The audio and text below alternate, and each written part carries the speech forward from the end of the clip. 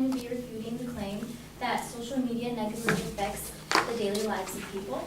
And my opponent's secondary claims are that social media negatively affects our social environment, social media negatively affects mental health, and social media eases the spread of false information.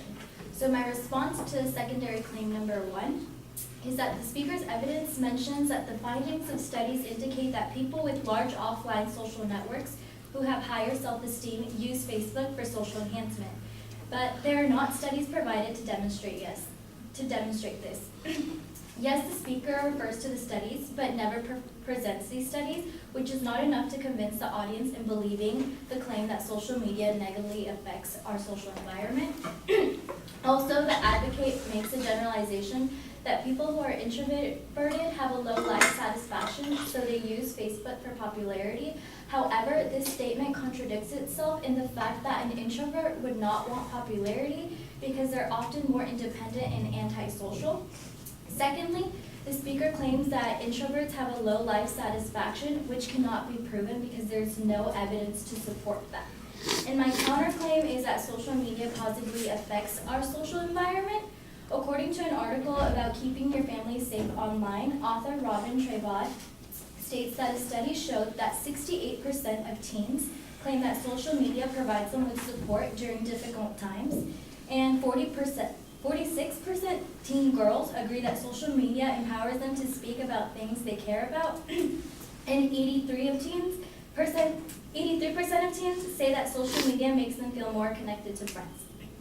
This demonstrates that social media has a positive effect on our social environment because of the benefits it provides. And my response to secondary claim number 2 is that the speaker claims that the article by Howie and Samaha states that multiple studies show that technological addictions had positive association with stress, anxiety, and depression.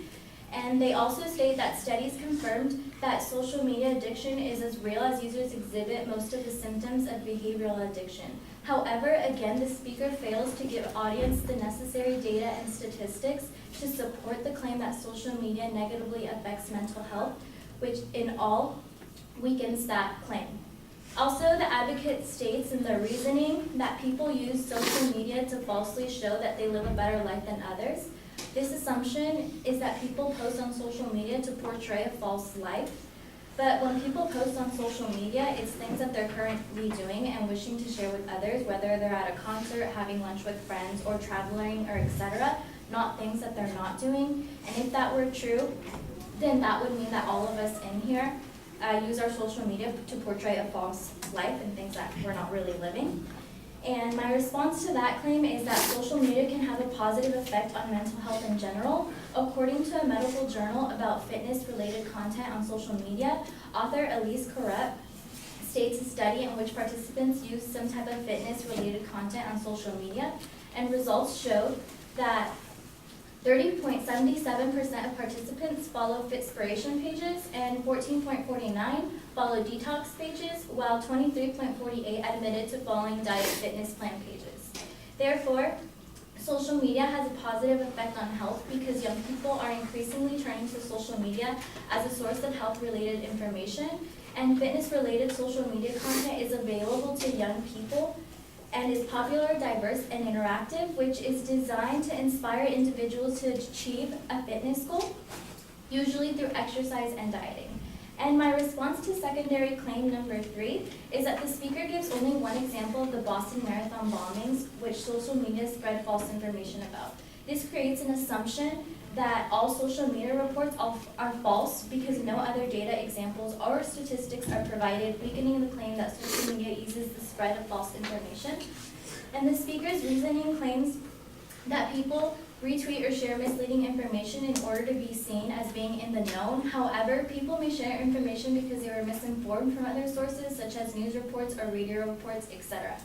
And my counterclaim to this is that social media has actually been so effective in delivering news about current topics that it helped over 400,000 people register for the midterm elections. An article from the New York Times states that the global head of public policy at Snapchat, Jennifer Stout, stated that Snapchat got 400,000 people informed to vote and how to register to vote by directing them to a nonpartisan voter registration website, turbovote.org.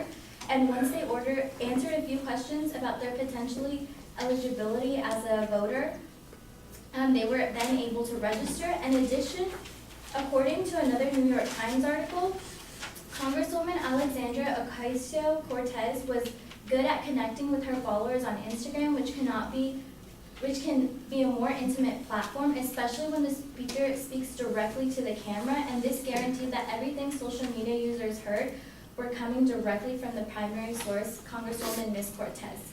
With all that being said, social media does not negatively affect the daily lives of people.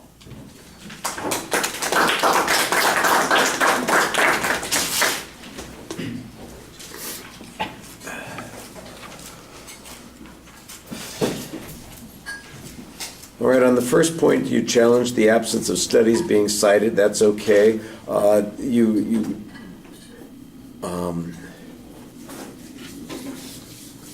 You suggest that there's no evidence on the satisfaction level that people have, and I think that's a reasonable press there. To me, the stronger part of the argument is the counterclaim that suggests that there are all these benefits that people get from utilizing the social media. So the presses on the first point are pretty good, but the counterclaim, I think, is the one that is a little bit more effective there. On the second point, you say that you kind of challenge the data that the advocate's presenting, but you don't tell me what's wrong with this data, because they did present some data. You suggest that it's inadequate, and I'm not sure why it's not adequate to arrive at that particular conclusion. The discussion of false life, I think there's a good reasoning challenge there, and you suggest that that would suggest that people are inventing things online when in fact they're more likely sharing things that they're actually doing. And I don't know how you demonstrate that except through experience. I thought that you made references to the kinds of experiences that most people would do with the social media that's going on, so that makes sense. To me, Again, I thought you did a good job presenting a counterclaim at the bottom of that, suggesting there are all these positive effects from using social media that have produced healthy outcomes, including fitness kinds of issues that are going on. And then on the third point, it's mostly a criticism of the one example that's not really sufficient to provide a generalization about false media. And then you've got some good evidence that, again, shows that we've had different results. So I thought that you were engaged in the arguments in most of the spots on both dimensions, both trying to challenge the advocate's reasoning or their evidence in some way, although those challenges weren't always particularly well developed, but also offering a counterclaim and explaining, providing good grounds and warrant for your counterclaims. I thought you did a good job on that. All right.